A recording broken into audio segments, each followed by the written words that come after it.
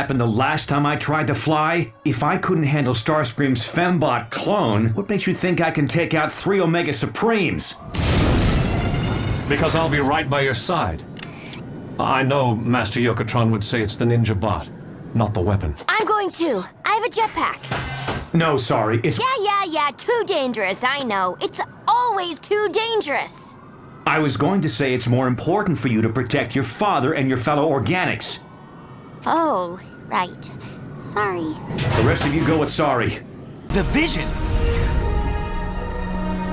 Didn't expect to see you today. I did not expect your call.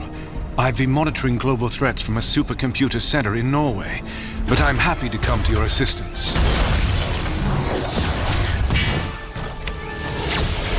Iron Man, by what criteria do you designate me a friend?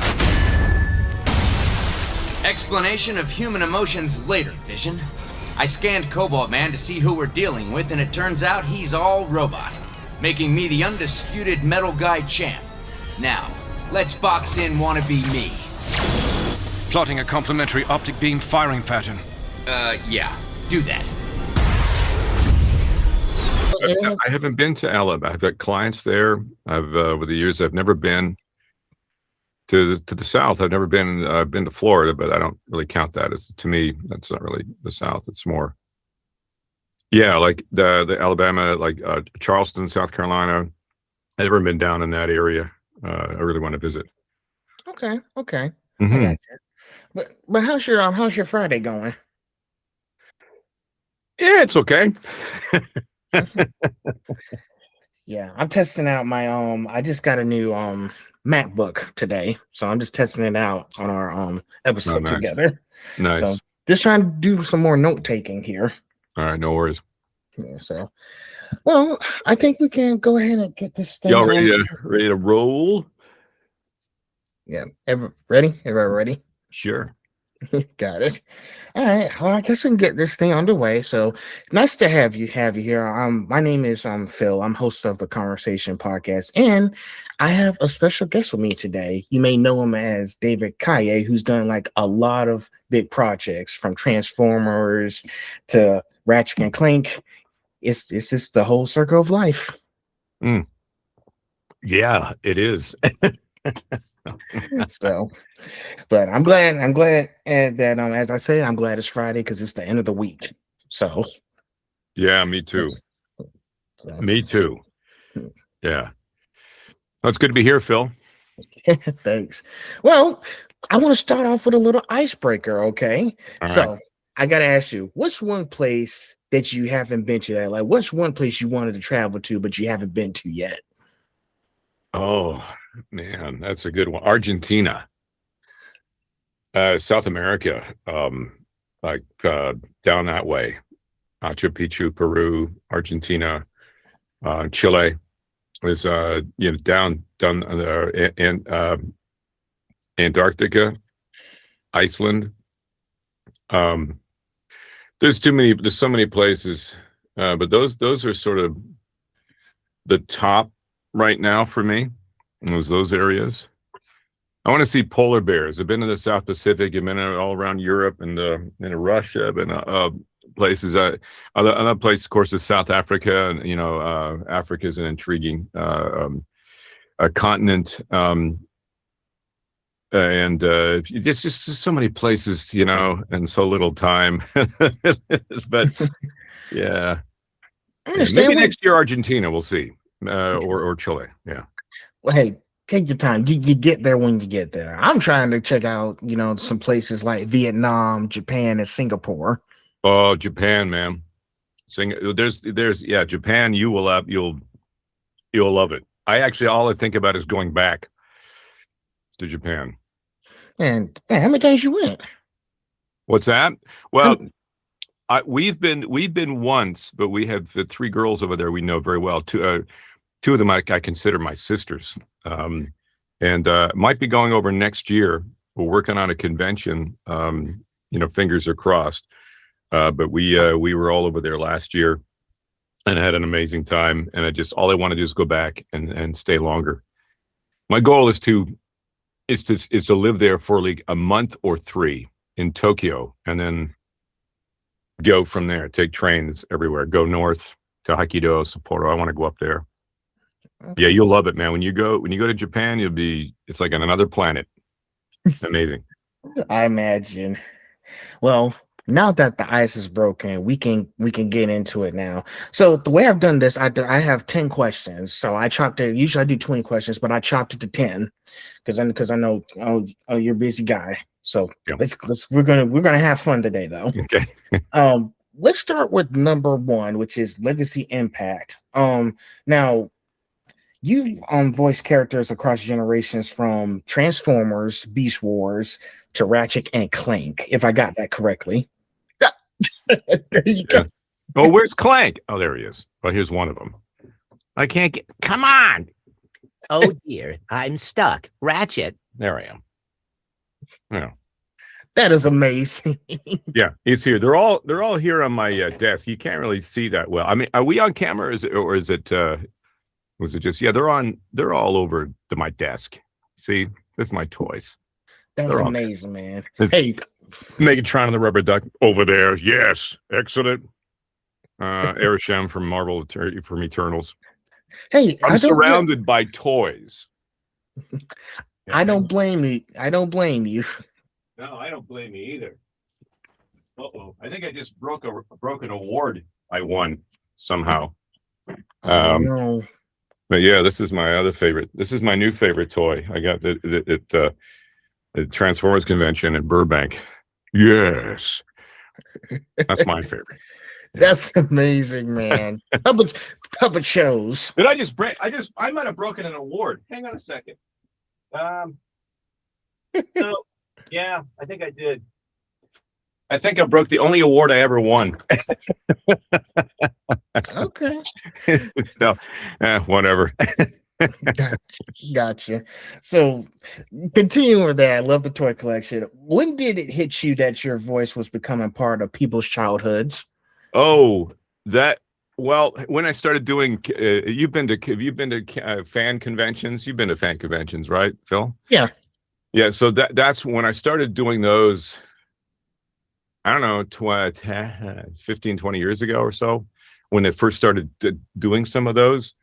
That's when I realized, especially the first convention after Beast Wars Transformers was dropped. And it was in Rochester, New York, and Venus Terzo and I think Frank Welker was there. And Peter Cullen definitely was there. I remember Peter from the G1. That was before the movies came out. And we had a big panel. And somebody way in the back asked me to, Mr. Kaye, can you say excellent? And I was way back, and I said, and I leaned into the mic and said, excellent. And the whole place went nuts. So I went, oh, so this is what it feels like to be like a rock star. I didn't let it go to my head, but I understood better after that weekend, the very first convention. I think it was in 96, 95, 90, somewhere in that 97, 96, that I understood about the fandom and about what an impact it has. Cause I thought I was just doing funny voices and doing cartoons. And it was just sort of a dream to do cartoons. I never thought about fandom or legacy or this sort of thing. And then when people come up to me now, done a fair amount of appearances this year, and we're in Plano, Texas for RetroCon and TFCon in Burbank, and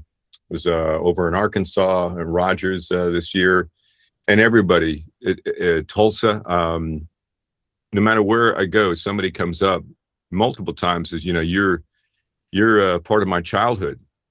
Some guy in Sacramento a few weeks ago just was, I was kind of, I was uncomfortable because, you people, they honor you with praise. It's a little uncomfortable because I'm just having fun. It's just Dave having fun.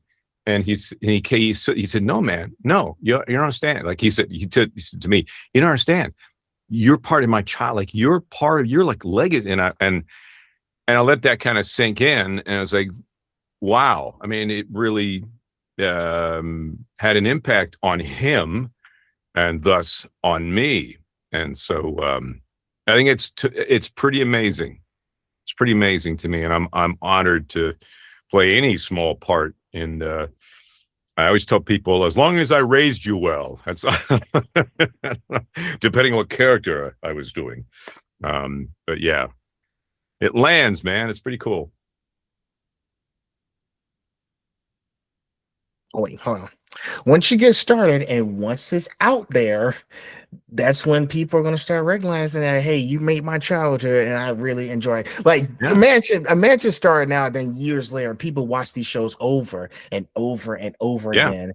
And it's really amazing. I forgot streaming. Like, I keep forgetting, because there's little kids that come up. I think, well, we're going to age out, and it's an old show. But there are kids, small kids, and parents and grandparents now who are watching the show. And I keep forgetting about streaming. This Sesshomaru, this one here, it's a little anime show I did years ago when I first started in my career. And it's as popular today, if not more so. So, it's kind of, for somebody who's aging, and I keep looking at myself in the mirror, going, "Who is that?" Thinking I'm still like 28. And you get some young girl comes up and says, "Oh my god, Sesshomaru, you're my grandmother's favorite character." And I went, oh no. But it's an honor. It's pretty cool. Well, shoot. Ooh, I need to go check out some of those shows. Listen, I'm trying to watch as many shows these days, so I'm trying to broaden my horizon. So that's good. So Transformers, Beast Wars. I need to start watching the anime Transformers now because it sounds interesting. That's a good one. Yeah, that's. I mean, I remember it was very polarizing when it came out because the toy designs, but it became iconic. And Derek Wyatt, who passed away, 3-4 years ago now, man, he designed these toys. He's a very good friend of mine. And, it's a Toxitron there. That's a very rare toy. But it's Optimus Prime is the inverted Optimus Prime. But yeah, you should. It's really fun just to honor Derek. I'm going to add to my watch list this summer. Yeah, please. Please. There should have been a 4th season. Yes, there should have been. Well, since that's done, let's go on to section 2. It's your favorite. We're doing character deep dives here. Cool. My favorite? Yes, your favorite. Oh, wow. There's a lot. I mean, you boil them all down. There's certain ones that feel very comfortable to me. Like this one, the show doesn't get a lot of love, but it's such a great. You got critical acclaim, but it's the recent He-Man Masters of the Universe where I played Battle Cat, and I combined is sort of an Irish American, Liam Neeson and Liam Gallagher from Game of Thrones, and I combined this as Adam's protector, and I just love doing the character. As far as iconic, and I mean, Megatron, it does hold a special place in my heart because it was the first real this is big, isn't it? I really didn't know. And he they all bring me joy, but as Megatron brings me just somehow I have a catchphrase. Yes, never thought I'd ever have a catchphrase or a toy. I mean, that to me, having this look, it's me. It's not me, but it's me. So I'd say Megatron. It's a long-winded, roundabout answer, but buy a hair. Okay. Yeah, I can do Megatron. So, and actually, that's going to be in your next question right here because I know Megatron is your favorite. So, there you go. Your Megatron has such a unique presence. Now, what did you tap into to make that version stand out? Here's the thing about that one. This is in the beginning of my career. I had done a few things, but I really didn't. And honestly, I still don't know what I'm doing, truth be told. I do. I have tools in my pocket that I know how to use. But back then, I went in the booth and I had this big bunch of papers with all the character designs on it and about the relationships and all the stuff for the Transformers Beast Wars series. And I lost. I had no idea. And Doug Parker was running who played Pterosaur, and Doug Parker was running the auditions at the time. And I came in, he goes, "Hey, what do you got?" And I went, and I didn't know. I like say, "Well, I don't know what to do." All I could think of was Anthony Hopkins, Sean Connery, two older. One's passed away, unfortunately, Sean, and Anthony Hopkins, two of my favorite actors. I just thought of them, and it was a dinosaur sort of thing, design. And I started just the thing with a little lisp, and yeah, I just did, I did that. He goes, "Yeah, it sounds good. Let's lay one down." So I literally, it just happened. I had nothing until I actually went in the booth and started. Then it clicked. So it was a combination of voices and actors that I knew, and a sound and a feel. And sometimes it's just a vibe. Sometimes it works, sometimes it doesn't. And on that day, it seemed to work. That's how that all came about. It's just, so an actor's greatest asset is his ears, listening, not only to what's, the person saying in the scene, but just listening to people around you every day, and whether it be on television or in a supermarket or whatever, and picking up little things that might be, because this guy exists. This guy exists in Vegas. I'm gonna go to the slot machines. I'll be back. That's a real person. So you take all that stuff and you store it, and maybe a character comes out and there's an opportunity to use it. So that's kind of how it happens with me, anyway. That makes sense. Like once you get into those things, you just gotta think and just be yourself. Me, you have to be a little bit crazy. Be yourself is a big one. Yeah, you gotta just, man, be you is a big one. Yeah, that's years. Yeah, but also you do stay well grounded in those type of situations where it's like, oh shoot, they asked me to do something pretty huge here. How can I make this happen? Because it's a really big task at hand. Yeah, it's your responsibility. When you think about it, I didn't think about it when I was younger because I didn't really have a reference point. Now, when somebody taps you to do a film, and you're like, oh, this is like a film. This is somebody spending a lot of money to make it, and they want people to spend their money to go see it or to rent it or to stream it. And that's you kind of gotta, it's kind of a big deal at that point. You kind of got to know what you're doing at some point, I guess. But I always maintain that it's sometimes it's good to be oblivious now and again. Well, hey, guess what? Sometimes you just it works. And sometimes you got to use the tools in your toolbox.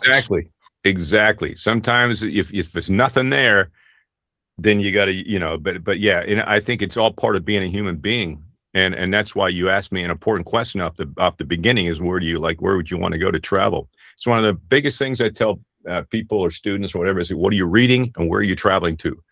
Because if you are just in one place for your life, you're not going to have a reference point. You're not going to know, and that all goes in as someone who is a performer and an actor and the voice person. All those experiences in your life you can pull from. You have nuance is the word, I guess. But yeah, it is really important to expose yourself to other cultures, to travel to other places, to books. If you can't travel, man, read some books. It's even if I know a lot of people hated it and it's like they don't have time for it, but Shakespeare is one of those things you're like, I don't understand it. And I finally get it now when I'm older. But it's one of those things. It's all the stories come from that. So it's all, the more you expose yourself to things on the planet that are available to you, the better a performer you are. Exactly, man. Next up, this one's about Clank. All right. So yes, excellent. My favorite. Megatron's my favorite. Well, no, Clank is my favorite. He's endearing. Clank is endearing. He can make you cry, and he's just a little robot. Yeah. I'm laughing. Clank is calm, precise, and almost philosophical. Now, how do you shift your mindset to embody a character like that? Well, he's the biggest thing was in the very, very, very beginning of when the audition came through, is a paragraph, and they said, we want him to be, he's a robot, but we don't want him to be a typical robot. What they were saying, when I think back, was we want him to have a soul. And so, even though he is a robot, we want you to care about him. We want people to feel. And then one of the biggest moments I really wanted to hammer that home was in the film in 2016. Seems like it was just yesterday. Was the moment where he said, but Ratchet, you're my friend. And it's like, I wanted people to feel that. I feel that every time I say it, because he's endearing, and yeah, he's a robot, but we care about him. And that's what I wanted to do. And that was from the initial direction is what they said. Yeah, robot, but don't want him to really be a robot. So that's what I got from that. Exactly. Listen, I like that you said that. Listen, I've seen so many shows where there's some robots who are teaching people to be like as human as well, just like you said with Clank. If I can give, it's okay if I give a few examples right quick, if I can. Yeah. Mm-hmm. Like, let's take Red Tornado and Batman the Brave and the Bold. They was fighting the Tornado Tyrant, and he was like saying, like, humans and do have different similarities, but he was trying to teach his son to, he was trying to teach his son to understand the human heart. He couldn't accept that, and he was just kept seeing him as a monster. But Red Tornado was kept telling him these things take time for them to understand, but he was impatient. Yeah. So at the end, when he had to destroy his own son, because Batman was feeling bad for him, he was saying, and he told Red Tornado, "You understood the human heart more than anybody else." And when he left, Red Tornado did start crying, and I was like, robots don't cry, but he started crying this time. Yeah. So yeah, I know. It's one of those. But that's in the writing, right? But it's up to the performer to make sure that comes through. But yeah, I mean, and I think writers and storytellers like to use robots to try and teach humans a lesson in empathy or humanity. Interestingly enough. Well, humans can't seem to do the job, so let's get a robot to try and teach humans how to be human. Well, that's kind of scary, actually. Don't you agree? I do agree, and and here's the thing: those things we see in those shows, they also teach us a lot of life experiences as well. Yeah, sure. Like, I've been like paying attention to like so many movies and TV shows since I've turned 25. I'm just trying to watch for any context clues that I might be missing. Because as a teenager, you don't pay attention to much details, but when you start to go into adulthood and watch these shows back, you start to get a full understanding. Yeah, you start. There's a message there. Yeah, I do my best. Yeah. I try to be as wise. People tell me I'm pretty wise for someone so young. I'm just more aware of my surroundings and doing more research.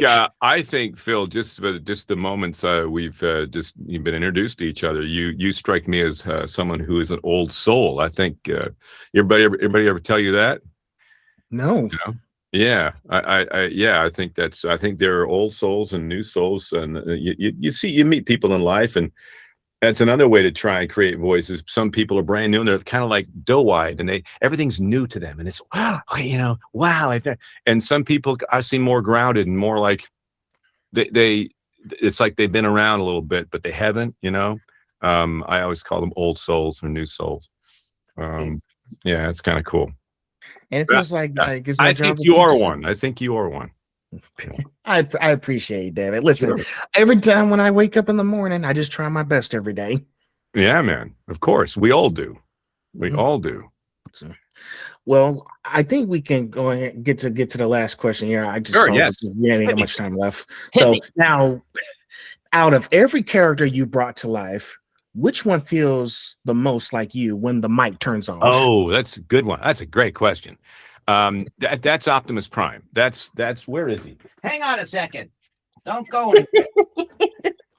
Oh my gosh, there he is. That's him. That's animated Optimus Prime. He is the button doesn't work. Transform and roll out. Transform and roll out. Trans. It doesn't work.